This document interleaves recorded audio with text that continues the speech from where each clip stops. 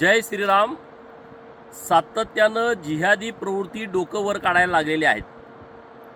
महाराष्ट्रामध्ये लव जिहाद, लँड जिहाद, वोट जिहाद, ज्यूस जिहाद आणि मागच्या काही दिवसामध्ये नाशिकमध्ये सापडलेला कॉर्पोरेट जिहाद। नाशिकच्या पोलिसांचं अभिनंदन आहे। अत्यंत लक्षपूर्वक काळजीपूर्वक त्यांनी हे प्रकरण हाताळलं, बाहेर काढलं। या प्रकरणाची जी मुख्य होती निदा खान, जी गेले काही दिवसापासून फरार होती, या सगळ्या गोष्टीचा मास्टरमाइंड ती होती आणि सातत्यानं पोलीस प्रयत्न करत होते। काल संभाजीनगरमधून निदा खानला अटक केली आहे।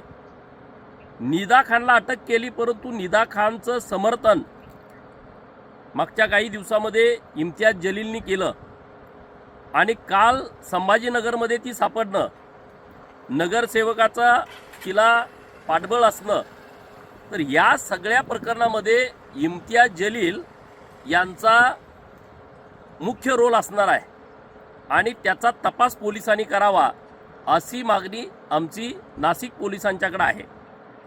त्यांची प्रवृत्ती कशी आहे बघा।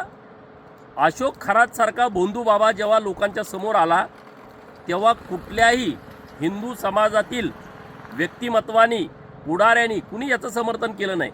त्याला जेलमध्ये टाका किंवा त्याला कुणी दडवून ठेवला नाही। दुसऱ्या बाजूला निदा खानसारखा जेव्हा विषय पुढे येतो, तेव्हा इम्तियाज जलील आणि त्यांचे सगळे सहकारी उघडपणे भूमिका घेतात। संभाजीनगरमध्ये निदा खान सापडणं म्हणजे याच्या पाठीमागं मोठं षडयंत्र असण्याची शक्यता आहे। पोलिसांनी इम्तियाज जलील आणि त्यांचे जे नगरसेवक MIMचे आहेत त्यांची चौकशी करून त्यांना या गुन्ह्यामध्ये आरोपी करावं अशी आमची मागणी।